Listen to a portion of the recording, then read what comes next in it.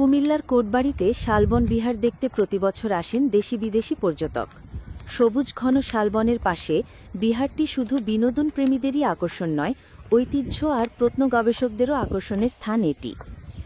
দেশের অন্যতম প্রত্নস্থান কুমিল্লার শালবন বিহার। বিহারটির পাশে শাল ও গজারির ঘন বন ছিল বলে নামকরণ করা হয়েছে শালবন বিহার। খ্রিস্টীয় সপ্তম শতাব্দীর শেষ ও অষ্টম শতাব্দীর শুরুতে দেব বংশের চতুর্থ রাজা শ্রীভবদেব এ বিহারটি নির্মাণ করেন। ধারণা করা হয় এটি বৌদ্ধদের একটি শিক্ষালয় ও ধর্মীয় তীর্থস্থান ছিল। এখানে পৃথিবীর প্রাচীনতম একটি বিশ্ববিদ্যালয় ছিল বলে ধারণা ঐতিহাসিকদের।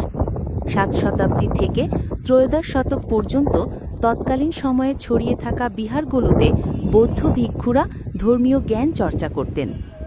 ভারতীয় উপমহাদেশ ছাড়াও তিব্বত, শ্রীলঙ্কা, ভুটান, চীন সহ বিভিন্ন অঞ্চলের বৌদ্ধ সাধুরা এখানে আসতেন।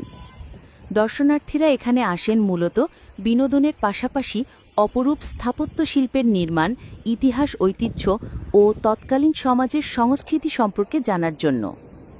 বিহারে ঘুরতে আসা একাধিক দর্শনার্থী বলেন, আমরা তো ইতিহাস বইয়ে পড়েছি, বাস্তবে এসে দেখা হয়নি।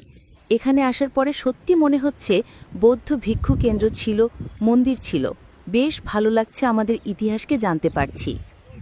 এটি যেহেতু পর্যটন কেন্দ্র, এখানে যদি থাকা খাওয়ার ব্যবস্থা থাকে তাহলে দূর দূরান্ত থেকে যারা আসে তাদের জন্য সুবিধা হয়।